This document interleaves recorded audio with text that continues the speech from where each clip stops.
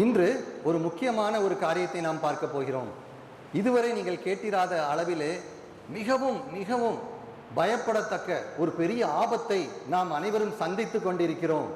அந்த ஆபத்து என்ன என்பதை நீங்கள் யோசித்து பார்க்க வேண்டும் என்று இந்த காலையிலே உங்கள் முன்பாக ஒரு செய்தியை வைக்க விரும்புகிறேன்.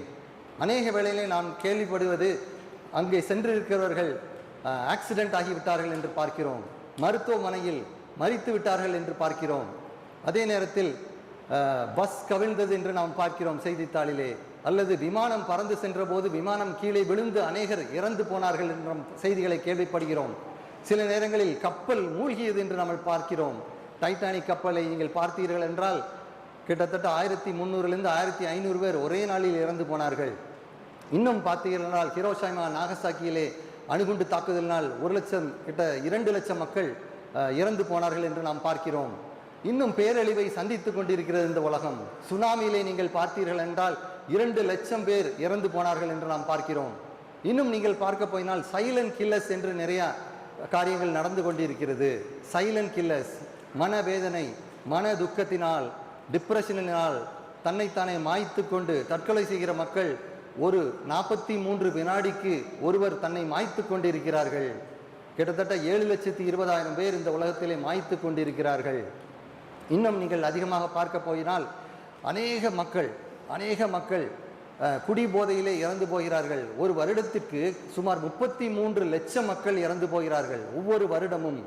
இதை காட்டிலும் அதிகமாக கொல்வது எது என்று நீங்கள் பார்த்தால் புகையிலை, சிகரெட், பீடி போன்ற பொருட்களை சைலண்ட் கில்லராக அதை உபயோகிப்பதனால் வருகிற ஹார்ட் அட்டாக், அதை கூடிய அசோசியேட்டட் டிசீஸ்னால கிட்டத்தட்ட 60-70 லட்சம் மக்கள் ஒரு வருடத்துக்கு இறந்து கொண்டிருக்கிறார்கள். இப்படியாக அழிவு நெருங்கிக் கொண்டிருக்கிறது மக்களுக்கு. ஆனால் இதை காட்டிலும் பெரிய அழிவை குறித்து நான் உங்களிடம் பேச போகிறேன். இதை காட்டிலும் அதிகமான ஒரு பேரழிவு உண்டா? அந்த அழிவு யாருக்கு வரும் என்பதை குறித்து நாம் பார்க்க போகிறோம். இந்த உலகத்திலே ரொம்ப அதிகமாக டார்ச்சர் பண்ணி, சித்திரவதை பண்ணி செய்யப்படுகிற இடம் என்ன என்று நீங்கள் யோசித்து பாருங்கள். சில நேரத்திலே சிறையில் அடைத்து வைத்திருந்தால் அது ஒரு டார்ச்சர், அது ஒரு உபத்திரவம் என்று நீங்கள் நினைக்கலாம். எத்தனை பேர் இங்கே திருநெல்வேலி சிறைச்சாலைக்கு, பாளையங்கோட்டை சிறைச்சாலைக்கு சென்று பார்த்திருக்கிறீர்கள் என்று தெரியவில்லை. நான் சென்று பார்த்திருக்கிறேன். அங்கே மக்கள் தனிமைப்படுத்தப்பட்டிருக்கிறார்கள். ஆனால் அந்த சிறைச்சாலையிலே உள்ளே பார்க்கும் பொழுது ஒவ்வொரு மக்களுக்கும் தனித்தனி வேலைகளை கொடுத்திருக்கிறார்கள். தண்ணி எடுப்பதற்கென்று ஒரு மக்கள் இருக்கிறார்கள், சமையல் செய்வதற்கென்று இருக்கிறார்கள், தோட்டம் வைத்துக் கொள்வதற்காக ஒரு மக்கள் இருக்கிறார்கள். அதே நேரத்தில் ஆசிரியர்களாக போகிறவர்கள் உள்ளே படிக்க வேண்டும் என்று துடிப்போடு இருக்கிற மக்களுக்கு பயிற்சி கொடுக்கிறார்கள். 10th முடிக்காதவர்களுக்கு 10th எழுத கொடுக்காங்க, 12th எழுத வைக்காங்க. அந்த மாதிரி அநேக தொழிலை செய்து கொண்டிருக்கிறார்கள். அது ஒரு தனி உலகமாக காணப்படுகிறது. ஆனால் அது ஒரு டார்ச்சர் என்று நீங்கள் நினைத்து கொண்டால் இன்னும் அதிகமான சிறைகள், மற்ற நாடுகளில் உள்ள சிறைகள் எல்லாம் நீங்கள் பார்த்தீர்கள் என்றால் இன்னும் கொடுமையாக இருக்கிறது. சில சிறைச்சாலைகளை நீங்கள் கேள்விப்பட்டிருக்கலாம், ஃபுல்லாக டார்க்னஸ், டோட்டல் டார்க்னஸ்லே போட்டு விடுவார்கள். கிட்டத்தட்ட 23 மணி நேரம் இருட்டுக்குள்ளேயே வைத்துவிட்டு 1 மணி நேரம் மட்டும் வெளியே எடுத்து விடுவார்கள். சில சிறைச்சாலைகளில் நீங்கள் பார்த்தவென்றால் ஓவர் கிரௌடிங், ஒரு சின்ன ரூமிலே அநேக மக்களை போட்டு அடைத்து வைத்து விடுவார்கள். இன்னும் சில இடத்துல பார்த்தீங்கன்னா அந்த சிறைச்சாலையிலே உணவு சரியாக கிடைப்பதில்லை, சுத்திகரிப்பு நன்றாக இருப்பதில்லை. இப்படிப்பட்ட டார்ச்சரஸ் இடங்கள் இருக்குது. சில நேரத்தில் அடி விழும், உதை விழும். சில சிறைச்சாலைகளிலே கடுமையான பணிகளை செய்ய வேண்டியிருக்கும். செங்கலை தூக்கி கற்களை அடுக்கி பல வேலைகள் செய்யக்கூடும். இப்படிப்பட்ட டார்ச்சரஸ் பிளேசஸ் இருக்குது உலகத்திலே. இப்படி எவ்வளவு நாள் அந்த தண்டனை அனுபவிப்பார்கள்? 1915ஆம் ஆண்டிலே என்டியூரன்ஸ் என்கிற ஒரு கப்பல் அண்டார்டிகா தேசத்திற்கு சென்றது. தீரமாக ஒரு கேப்டன் தன்னுடைய கூட்டங்களை கூட்டிக் கொண்டு சென்றார். அவர் நினைத்த நாட்களிலே பயணத்தை ஆரம்பிக்க முடியாமல் சிற்று 10-15 நாள் தள்ளி போய்விட்டது. ஆகையால் அண்டார்டிகா செல்லும் முன்பதாக அங்கு பனி உறைய தொடங்கிவிட்டது. ஆனாலும் அதை சென்று அடைய வேண்டும் என்ற வேகத்தில் பெரிய கப்பலை நிப்பாட்டிவிட்டு சின்ன கப்பலை தூக்கி கொண்டு தன்னுடைய ஆட்களோடு சென்றார். அந்தோ பரிதாபம், அங்கே மாட்டிக்கொண்டார். பனிப்புயல் அடித்தது, அங்கேயே மாட்டிக்கொண்டார். ஆகையால் அந்த சின்ன கப்பலை தலைகீழாக வைத்து ஒரு குடிசையை போட்டு அங்கே வாழ்ந்து வந்தார். அவருக்கு தண்ணி கிடையாது, சாப்பாடு கிடையாது. அங்கே மீன் அல்லது சீல் போன்ற மிருகங்கள் வரும்போது கையை வைத்து பிடித்து அதை பச்சையாக சாப்பிட வேண்டும். உப்பு தண்ணி அதை அதிகம் குடிக்க முடியாது. குளிர் மைனஸ்ல இருக்கும்.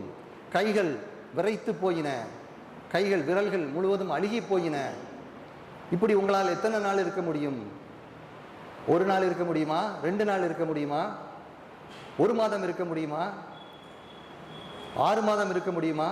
உணவில்லாமல் தண்ணி இல்லாமல் யோசித்து பாருங்கள். Torturous place. ஆனால் இந்த என்டியூரன்ஸ் கப்பலிலே மாட்டிக்கொண்டவர்கள் எவ்வளவு நாள் இருந்தார்கள் தெரியுமா? 764 நாட்கள் இருந்தார்கள்.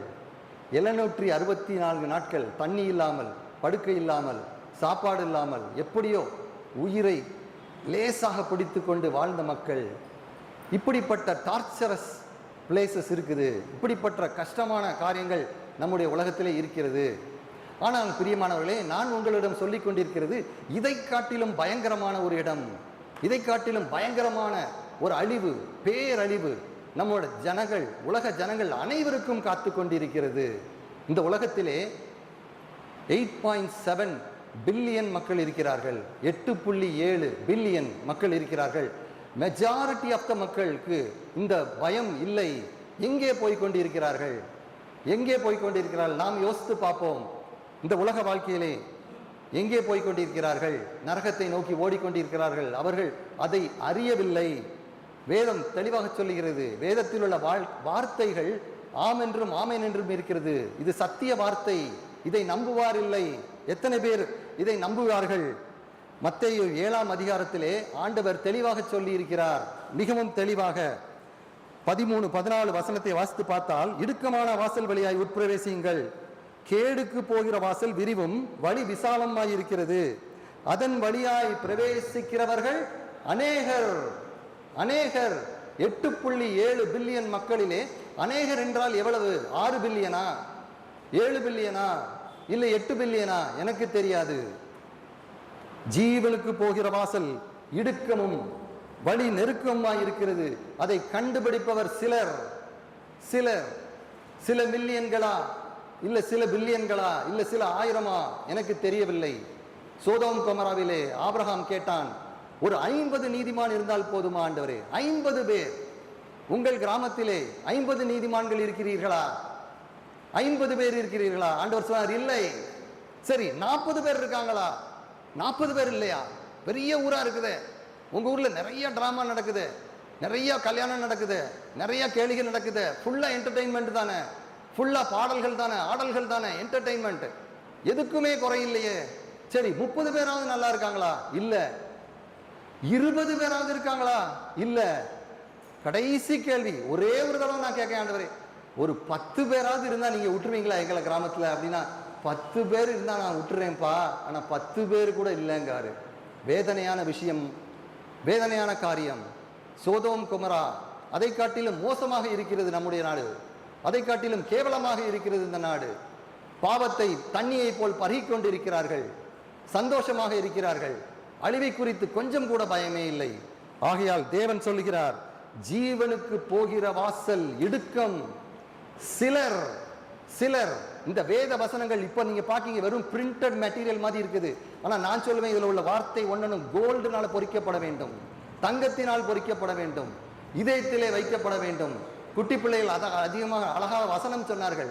இந்த வசனங்கள் நம்முடைய மனதிலே இருக்க வேண்டும், நம்முடைய வாழ்க்கையிலே அபியாசப்பட வேண்டும். அப்படிப்பட்ட ஒரு காலங்களில் நாம் இருக்கிறோம். கடைசி காலத்திலே நாம் நெருங்கி விட்டோம். ஆனால் கடைசி காலம் என்னைக்கு என்றது நமக்கு தெரியாது. சில நாட்களுக்கு முன்பாக ஒரு வேடிக்கையான சம்பவத்தை நீங்கள் பார்த்திருப்பீர்கள் என்று நினைக்கிறேன். யூத மக்கள் பாலஸ்தீனா தேசத்திலே பழைய ஏற்பாடு பஞ்சாகமத்தை வைத்து அவர்கள் ஒரு தேதியை கணித்தார்கள். அவர்கள் அந்த தேதியிலே மேசியா வருவார், யெகோவா வருவார் என்கின்ற தேதியை கடந்த வாரத்திலே, செப்டம்பர் தேதி கரெக்டாக தெரியல, செப்டம்பர்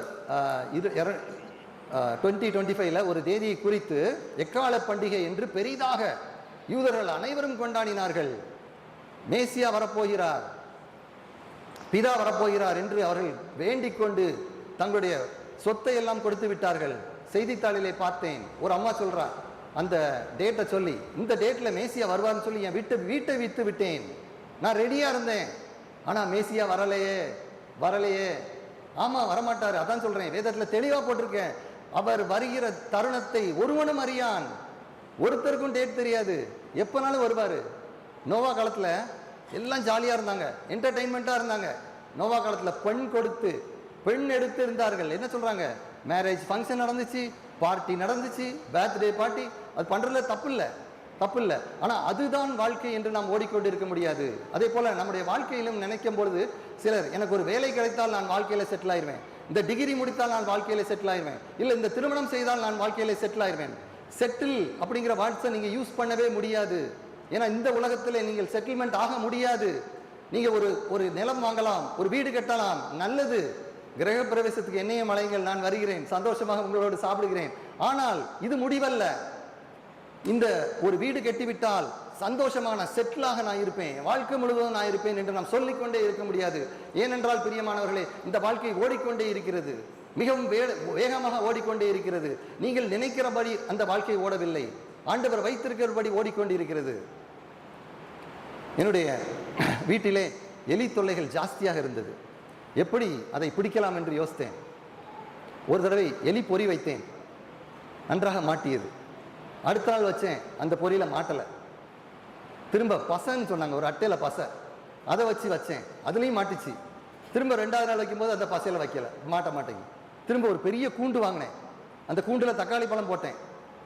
முதல் நாள் அதுக்கு தக்காளி பழத்தை எடுத்துட்டு மாட்டிக்கிட்டு, 2வது நாள் தக்காளி பழத்தை காணும், எலியும் காணும். அப்போ எவ்வளவு கள்ளமா அந்த எலி தக்காளி பழத்தை எடுத்துட்டு ஓடி இருக்கு. ஓகே, ஆனா மனுஷன் வைக்கிற இந்த ட்ராப்ல இருந்து தப்பிச்சிடலாம், எலி தப்பிச்சிடலாம். ஆனா நம்முடைய வாழ்க்கையிலே வருகிற ட்ராப், நம்முடைய வாழ்க்கையிலே மாட்டிக்கொள்ளாதபடி ஒரு ட்ராப், மாட்டிக்கொண்டால் அதிலிருந்து வெளியிலே வர முடியாதபடி ஒரு ட்ராப் இருக்கிறது. அப்படிப்பட்ட ஒரு மகா பெரிய பயங்கரத்தை நோக்கி நாம் சென்று கொண்டிருக்கிறோம். என்ன பயங்கரம் அது பிரியமானவர்களே? எப்படி அந்த பயங்கரம்?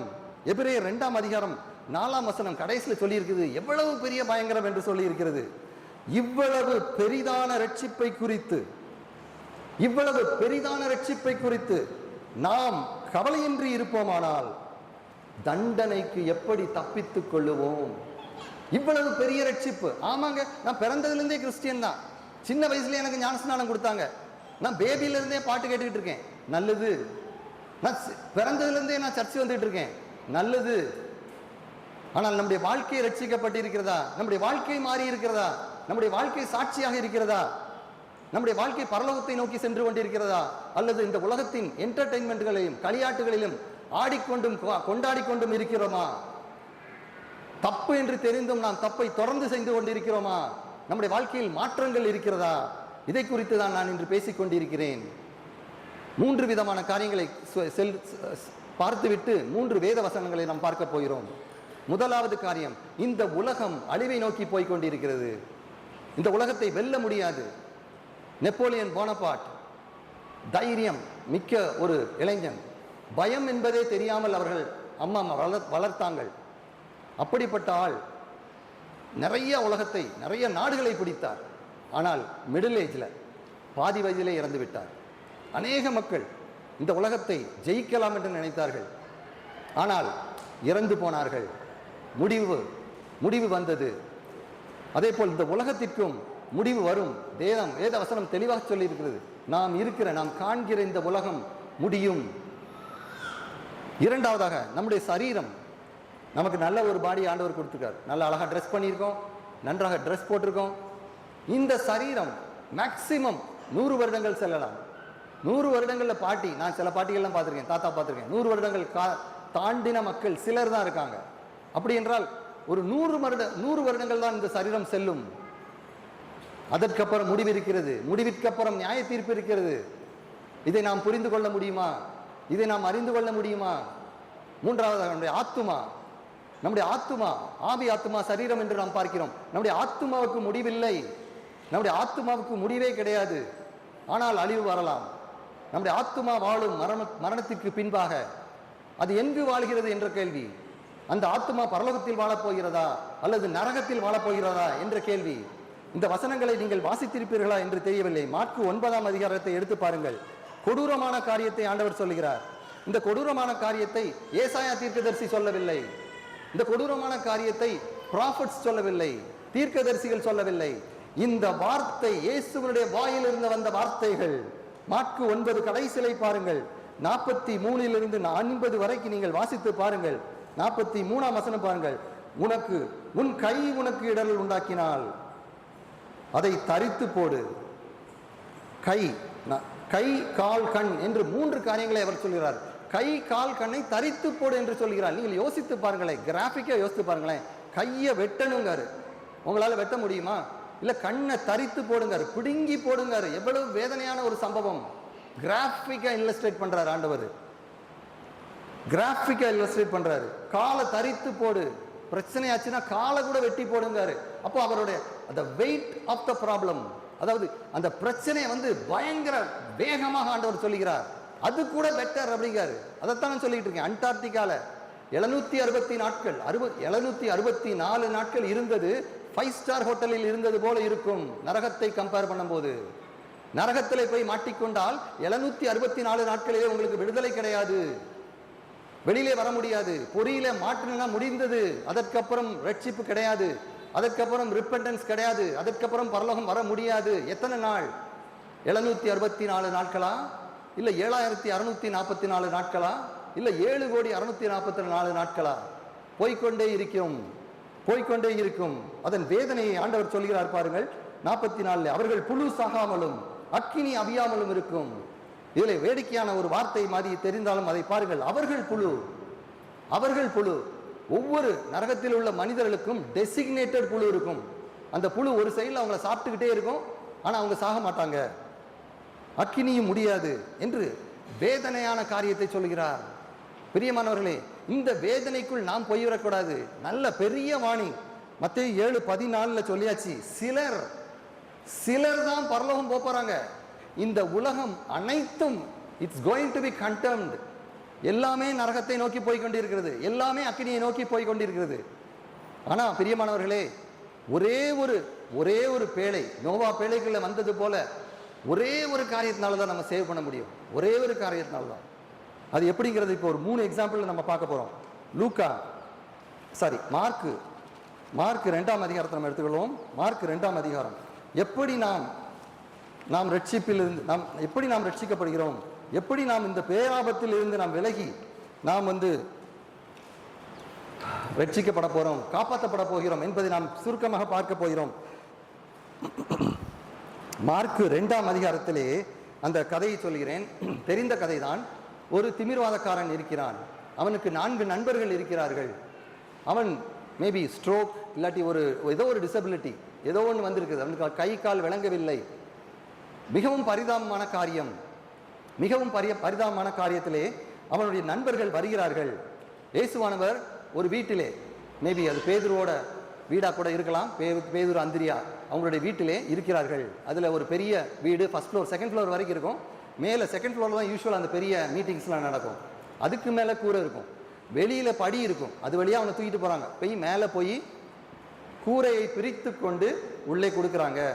இப்போ நீங்கள் யோசித்து கொள்ளுங்க, டிசபிலிட்டி 38 வருடம் டிசேபிள்டு, அதாவது நியூரலாஜிக்கல் ப்ராப்ளம், ஸ்ட்ரோக் இல்லாட்டி சிபி, செரிப்ரல் பால்சி, இன்னும் நிறைய அநேக பிரச்சனைகளினால் கை கால்கள் முடியாமல் செல்கிறது. அப்படி இருக்கிறவர்களை பார்க்கும் பொழுது நமக்கு பரிதாபமாக இருக்கிறது. அப்பொழுது அந்த மனிதனை பார்த்து ஆண்டவர் என்ன சொல்றாரு? ஹீல் என்று சொல்கிறாரா? உன்னை நான் சுகமாக்கி விட்டேன் என்று சொல்கிறாரா? என்ன சொல்கிறார்? சம்பந்தமே இல்லாத ஒரு வார்த்தையை சொல்றாரு. என்ன சொல்றாரு? மகனே, உன் பாவங்கள் உனக்கு மன்னிக்கப்பட்டதுன்னு சொல்றாரு. சம்பந்தமே இல்லாம இருக்கா? இவன் வந்திருக்குது ஹீலிங்க்கு. அற்புத கூட்டங்கள் நம்ம நிறைய பார்க்கிறோம். அநேக இடத்துல ஹீலிங் நடக்குது, நல்லது. ஆனா அந்த ஹீலிங்கை காட்டிலும் மேன்மையான ஒரு காரியத்தை ஆண்டவர் இங்க சொல்லுகிறார். நமக்கு நோய்கள் வேண்டாம். நேத்து எனக்கு தலைவலியில் ரொம்ப கஷ்டப்பட்டேன். காலையில் 11 மணிக்கு ஆரம்பிச்சது, தூங்குற வரைக்கும் தலைவலி. நான் தான் யோசித்தேன், இந்த ஒரு தலைவலி, ஒரு 10 மணி நேரம் இந்த தலைவலி என்னால் தாங்கிக் கொள்ள முடியவில்லை. எப்படி நரகத்துக்கு சென்றால் அந்த வேதனையை தாங்க முடியுமா? Unbelievable pain, unbelievable darkness, unbelievable, அதை சொல்லக்கூட முடியாது. ஒரு நிமிடம் கூட இருக்க முடியாது. ஏனென்றால் அப்படிப்பட்ட ஒரு வேதனையை இந்த உலகத்தில் யாரும் பார்த்ததில்லை. அப்படிப்பட்ட ஒரு வேதனையான இடம் நம்முடைய மரணத்தின் முடிவிலே தெரியும். ஆனால் அதற்கு முன்பாக நாம் ரட்சிக்கப்பட்டோமா, நம்முடைய வாழ்க்கை ஆண்டவரை நோக்கி சென்று கொண்டிருக்கிறதா என்பதை பரிசோதி பார்ப்பதற்காகத்தான் இன்று நான் உங்களிடம் பேசிக் கொண்டிருக்கிறேன். மகனே, உன் பாவங்கள் உனக்கு மன்னிக்கப்பட்டது. மகளே, உன் பாவங்கள் உனக்கு மன்னிக்கப்பட்டது. இது ஒரு ஒரு ஒரு ஒரு தங்கத்தில் செஞ்சு அப்படி எழுதி வச்சா எப்படி இருக்கும்? நம்ம வீட்டில் கோல்டில் செயின்லாம் போடுறீங்களா, கோல்டில் அப்படி செஞ்சு மகனே உன் பாவங்கள் மன்னிக்கப்பட்டது அப்படின்னு இப்படி போட்டு வச்சோம்னா எவ்வளவு சந்தோஷமா இருக்கும். நம்முடைய பாவத்தை மன்னிச்சுட்டேன்னு ஆண்டவர் சொல்றாரு, மன்னிச்சுட்டேன்னு சொல்றாரு. அப்ப என்ன சொல்றாரு? பரலோகத்தில் உனக்கு ஒரு இடம் வச்சிருக்கேன், நீ அந்த அழிவில் நாட்ட மாட்ட. உனக்கு ஏதாவது கஷ்டம் இருக்கலாம், இந்த உலகத்தில் கொஞ்சம் உபத்திரம் இருக்கலாம், உன்னை யாராவது பாடுபடுத்துவாங்க, கையில காசு இல்லாமல் இருக்கலாம், இல்லை ஒரு நிலம் வாங்க முடியாமல் இருக்கலாம், ஆனா உன் பாவங்கள் மன்னிக்கப்பட்டு விட்டது அப்படின்னு சொன்னார்னா அதுதாங்க ஒரு பெரிய கிஃப்ட்டுங்க. ஹல்லேலூயா, ஹல்லேலூயா. அதுதாங்க பெரிய கிஃப்ட். நம்முடைய பேரை ஜீவ புஸ்தகத்தில் எழுதினாங்கன்னா அதுதான் பெரிய கிஃப்ட். நீங்க நினைக்கலாம், ஏன் இப்படி பிரச்சனை வருது, ஏன் இப்படி ஒரு ஸ்ட்ரோக் வருது? ஆண்டவர் தானே. நிறைய பேர் சொல்லுவாங்க கேலி கூத்துக்காக, ஆண்டவர் தானே, ஏன் இந்த பேரழிவு வருது, எதற்காக பூகம்பம் வருகிறது? சில நாஸ்திகர் கேள்வி கேட்கலாம், ஏன் பூகம்பம் வருகிறது? ஆண்டவருக்கு கண் இல்லையா, அவர் குருடா என்று பலர் கேள்வியை கேட்கலாம். ஆனால் அதற்கு பதில் வேதத்திலே தெளிவாக இருக்கிறது. திருப்பிக் கொள்ளுவோம். லூக்கா 13ஆம் அதிகாரம், லூக்கா 13ஆம் அதிகாரம் 1 முதல் 5 வரைக்கும் உள்ள வசனங்களை நீங்கள் பார்த்தால் இதற்குள்ளே பதிலை சொல்லுகிறார்கள். 1ஆம் வசனத்தை வாசிக்கிறேன். பிலாத்து சில கலிலேயருடைய இரத்தத்தை அவர்களுடைய பலிகளோடு கலந்திருந்தான். என்ன நடக்குன்னா, கலிலேயா மேல இருந்து கீழே வராங்க, எருசலேமுக்கு வராங்க. எருசலேம்ல தேவாலயத்தில் பலி செலுத்துறாங்க. என்னது, ஆடு இல்லை புறா, அந்த மாதிரி பலி செலுத்தி ரத்தம் வருது. இப்போ பிலாத்து ஒரு கொடூரமான ஒரு விஷயம் பண்றான். என்ன பண்றான்?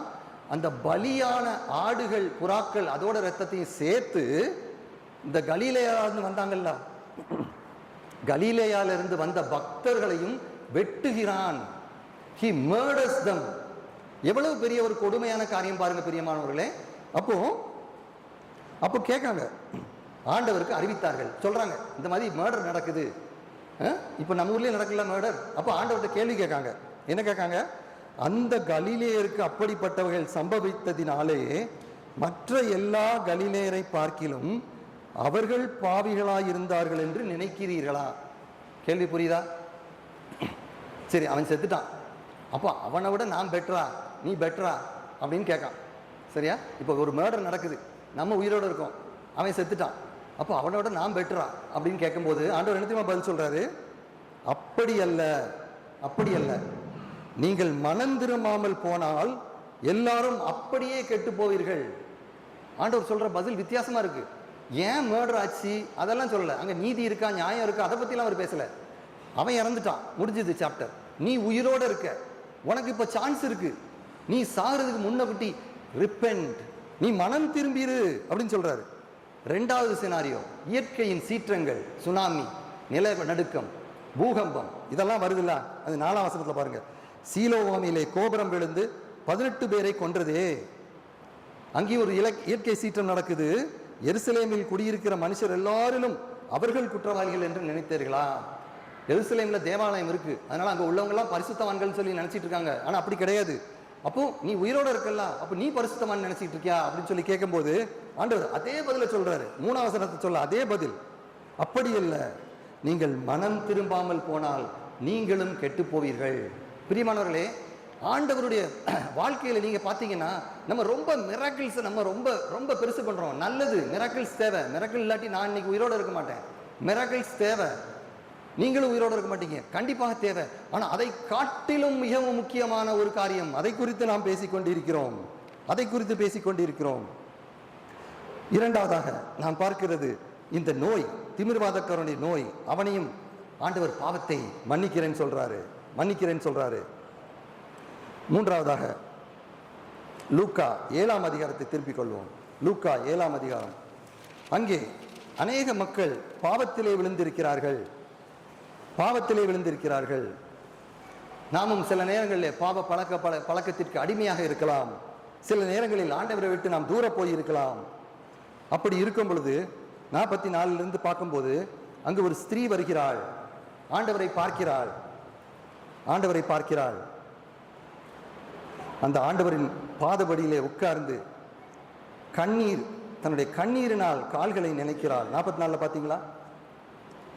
இவளோ கண்ணீரினால் என் கால்களை நினைத்து தன் தலை மயிரினால் அவைகளை துடைக்கிறாள்.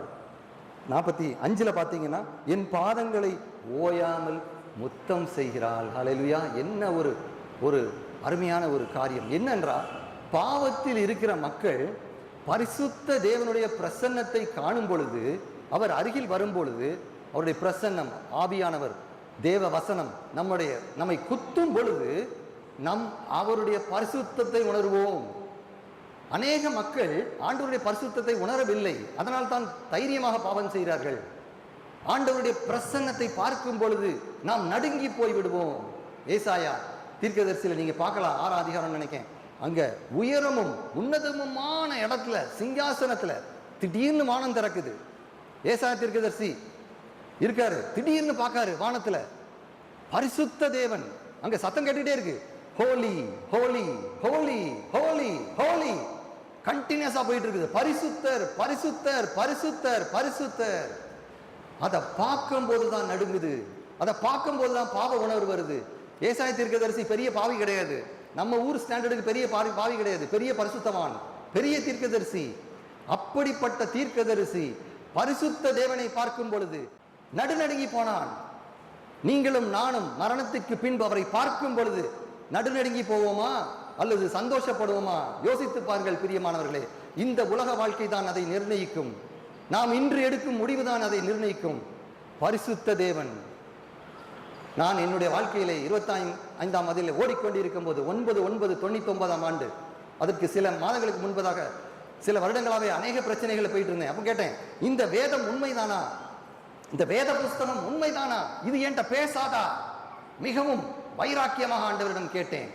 பல மணி நேரங்கள் ஜெபிக்க ஆரம்பித்தேன், பல மணி நேரங்கள் வாசிக்க ஆரம்பித்தேன். If God is there, let him speak to me. என்னோடு பேசட்டும். உயிருள்ள கர்த்தர், இஸ்ரவேலின் தேவன், அற்புதங்களையும் அடையாளங்களையும் செய்த தேவன், செங்கடலை பிளந்த தேவன், இப்போ எங்க? Where is he? நான் அப்ப நினைச்சேன், அப்போ 99 7 பில்லியன் மக்கள் நினைக்கிறேன். நான் 7 பில்லியன்ல ஒரு ஆள் ஆண்டவர். என்னை எங்க தேட போறீங்க? என்னை எங்க பார்க்க போறீங்க? ஆனாலும் விடலை. எல்லா மீட்டிங்கும் போவேன். ஒரு நாளைக்கு 3 மெசேஜ் கேட்பேன். சண்டேல 3 சர்வீஸ் போவேன், காலையில மத்தியானம் சாயங்காலம். எல்லா கூட்டங்களுக்கும் ஓடி ஓடி ஓடி தாகம். வேதம் என்ன சொல்லுது? என்கிட்ட பேச மாட்டாரா? பல மணி நேரங்கள் ஜெபித்து காத்திருந்தேன். ஒரு நாள் 9/9/99 அன்று தேவ ஆவியானவர் என்மேல் இறங்கினார். ஆடி போயிட்டேன். காலையிலிருந்து கிட்டத்தட்ட 5 6 7 மணி நேரம் கிட்ட அழுதுகிட்டே இருந்தேன். பிரசன்னத்துல தாங்க முடியல. ஐயோ, இப்படிப்பட்ட ஹோலி காடா, இப்படிப்பட்ட பரிசுத்த தேவனா? என் வாழ்க்கை அன்று மாறத் தொடங்கியது. மிகவும் நடுநடுங்கி போனேன். அன்றுதான் நினைத்தேன், பரலோகம் உண்மை, அதே போல நரகம் உண்மை என்பது அன்று புரிந்து கொண்டேன். என் வாழ்க்கை மாற ஆரம்பித்து விட்டது. ஆம் பிரியமானவர்களே, நம் வாழ்க்கை மாறட்டும். இந்த ஸ்திரீயை பாருங்கள், 47ஆம் வசனத்துல சொல்றார், இவள் செய்த அநேக பாவங்கள் மன்னிக்கப்பட்டது. ஹல்லேலூயா! இவள் செய்த பாவங்கள் மன்னிக்கப்பட்டது. இந்த மன்னிப்பு தான் நமக்கு தேவை. இந்த மன்னிப்பு தான் நமக்கு தேவை. ஆம் ஆண்டவரே, ஆம் பிரியமானவர்களே, மன்னிப்பு வேண்டும். வாழ்க்கை மாற வேண்டும். கண்டிப்பாக நம்முடைய தேவைகளை ஆண்டவர் பூர்த்தி செய்வார். அவருடைய ராஜ்யத்தை கட்டும் வழியாக உங்களை நடத்தி செல்வார். சில நேரங்களில் வேதனையாக இருக்கும், சில நேரங்களில் பிரச்சனைகளில் போவது போல இருக்கும். ஆனால் அது உங்களை நல்வழிப்படுத்தவும், ஆண்டவருக்கு நேராக உங்களை திசை திருப்பவுமாக அதை அமைந்திருக்கிறது. பவுலை பார்த்தால் எனக்கு ஒரு முள் கொடுக்கப்பட்டிருக்கிறது என்று சொல்கிறார். அந்த முள் கடைசி வரை எடுக்கப்படவில்லை. அந்த வேதனையோடு தான் அவர் ஊழியம் செய்தார். அவருடைய உருமால்களையும் அவருடைய கச்சைகளையும் கொண்டு வந்து போட்டாங்கன்னு சொன்னாங்க. போடும் பொழுது அற்புதங்கள் நடந்தது. தேவனுக்காக வைராக்கியமான இருந்த பெரிய ஒரு மாமனிதர், ஆண்டவரால் பயன்படுத்தப்பட்ட ஒரு அப்போஸ்தலர், எவ்வளவு பெரிய பாவியாக இருந்தாலும் ஆண்டவர் நம்மளை மாற்ற வல்லவராக இருக்கிறார். ஆகையால் நாம் புரிந்து கொள்ளுவோம், நம்முடைய இந்த உலகம் அழிவை நோக்கி ஓடிக்கொண்டிருக்கிறது. நம்முடைய சரீரம் அழிவை நோக்கி ஓடிக்கொண்டிருக்கிறது. நம்முடைய ஆத்துமா, என்றும் நிலைக்கும் ஆத்துமா அழிவை நோக்கி போகிறதா அல்லது ஆத்துமா ஆதாயம் செய்து பரலோகத்துக்கு செல்கிறதா என்பதை இன்று நாளிலே சோதித்து அறிவோம். நாம் பார்த்த 3 எக்ஸாம்பிளையும் பார்த்தீங்கன்னா, திமிர்வாதக்காரன் அவனுடைய பிரச்சனையை காட்டிலும் பாவங்கள் மன்னிக்கப்பட்டது என்று ஆண்டவர் சொல்கிறார். ஏனென்றால் அந்த பாவங்கள் மன்னிக்கப்பட்டால் தான் அவன் பரலோகம் வர முடியும் என்று ஆண்டவருக்கு தெரியும். அதே போல அந்த விபச்சார ஸ்திரீ, அவளும் தன்னுடைய பாவத்தை உணர்ந்து அழுது அவருடைய பாதத்தையே முத்தம் செய்து கொண்டிருந்தாள். அப்பொழுது அவள் பாவங்கள் மன்னிக்கப்பட்டது. அதே போல குதர்க்கமாக கேள்வி கேட்ட இயற்கையின் சீரழிகள் எதனால் நடக்கிறது என்று கேட்ட மக்களுக்கு, நீ பாவத்திலிருந்து விடுபடு, நீ பாவ மன்னிப்பை பெற்றுக்கொள் என்று ஆண்டவர் எச்சரிக்கையாக ஒரு சத்தத்தை கொடுக்கிறார். இந்த வசனத்தின் மூலமாக நம்முடைய வாழ்க்கை மாறட்டும். தலைவணங்கி ஜெபிப்போம். மிகவும் அன்பும் பிரியம் உள்ள தேவனே, இந்த காலை வேளையிலே இந்த வசனத்தையும் இந்த வார்த்தையும் எங்களுக்கு கொடுப்பதற்காக நன்றி தகப்பனே. இயற்கையின் சீற்றங்களினால் வரும் பேராபத்து, மனிதனுக்குடைய பேராபத்து, ஆத்மாவுக்கு வரும் பேராபத்து, இதை குறித்து நாங்கள் பார்த்தோம் ஐயா.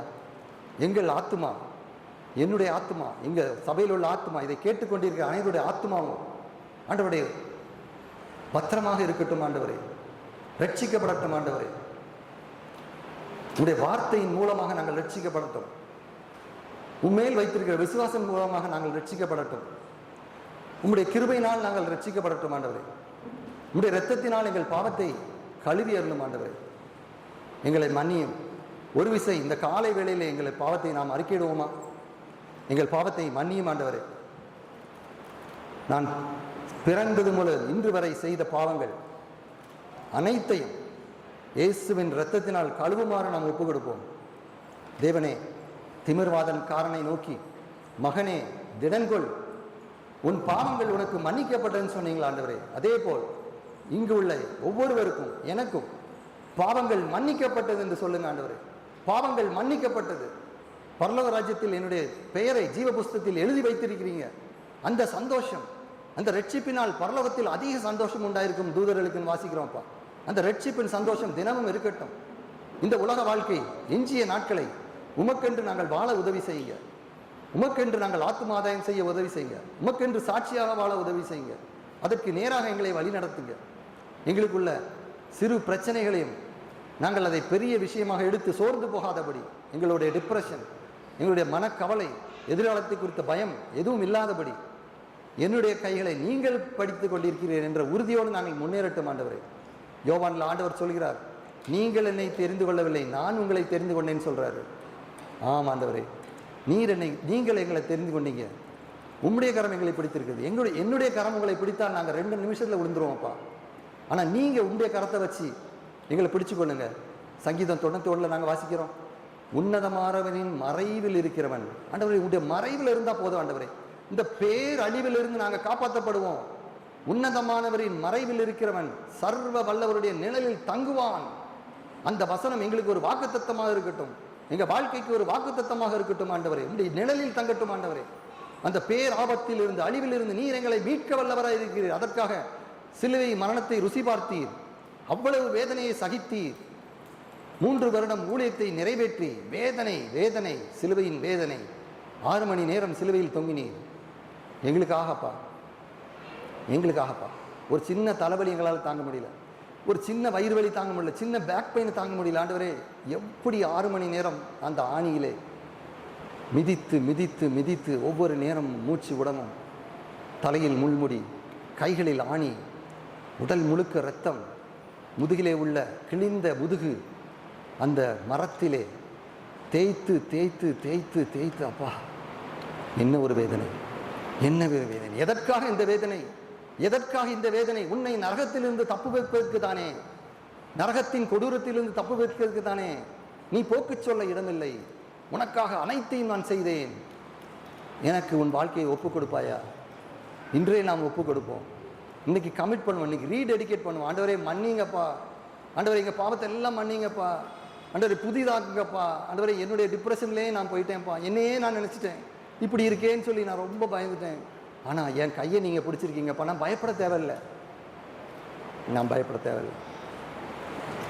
ஆமாண்டவரே, நீங்கள் என் கையை பிடிச்சிருக்கீங்க, நீங்கள் வழி நடத்துறீங்க. ஹல்லேலூயா. நீர் நடத்துறதுனால எந்த பயமும் இல்லை. நம்முடைய சரீரத்தை கொல்ல வருவதற்கு பயப்படாதுங்கன்னு சொல்லியிருக்காங்க ஆண்டவர். ஆத்துமாவை நரகத்துக்கு தள்ள வல்லவருக்கே பயப்படுங்கள். ஹல்லேலூயா. அவருக்கே பயப்படுங்கள். நாம் எதற்காக பயப்படுறோம்? நம்முடைய கண்கள் இன்னைக்கு திறக்கப்படட்டும், கண்கள் திறக்கப்படட்டும். பரலோகத்தில் கொஞ்சம் பார்ப்போம். ஏசாயா 6 சொல்லியிருக்கபடி நம்ம கண்கள் அவரை நோக்கமாக இருக்கட்டும். பரலோகத்தை அப்படியே இமேஜின் பண்ணிக்கிட்டே நம்ம வாழ்க்கை நடக்கட்டும். வரப்போகும் அழிவிலிருந்து ஆண்டவர் நம்மை தப்புவிப்பார். நன்றி தேவனே. ஆண்டவர் எல்லாரும் ஸ்தோத்திரிக்குமா? ஆண்டவரே ஸ்தோத்திரம், ஆண்டவரே ஸ்தோத்திரம் அப்பா. ஆண்டவரே இந்த அழிவிலிருந்து எங்களை காப்பாற்றினீங்க, அதுக்காக நன்றி செலுத்துகிறோம். ஆண்டவரே எங்களுக்காக உயிர் கொடுத்தீங்க, எங்களுக்காக ரத்தத்தை சிலுவையில் ரத்தம் சிந்தினீங்க, அந்த ரத்தத்தில் ஒவ்வொரு ட்ராப், அந்த ஒரு ட்ராப்பு பட்டால் போதும் ஆண்டவரே எங்கள் பாவங்கள் எல்லாம் மன்னிக்கப்படும். அதுக்காக நன்றி செலுத்துகிறோம். கிரேட் சாக்ரிஃபைஸ் நீங்கள் பண்ணியிருக்கீங்க, கிரேட் டிஸ்ட்ரக்ஷன்லேருந்து எங்களை காப்பாற்றுறதுக்காக நன்றி அப்பா. ஸ்தோத்திரம் ஆண்டவரே, ஸ்தோத்திரம் ஆண்டவரே. இயேசு கிறிஸ்துவின் மூலம் ஜெபிக்கிறோம் ஜீவனுள்ள நல்ல தகப்பனே, ஆமென்.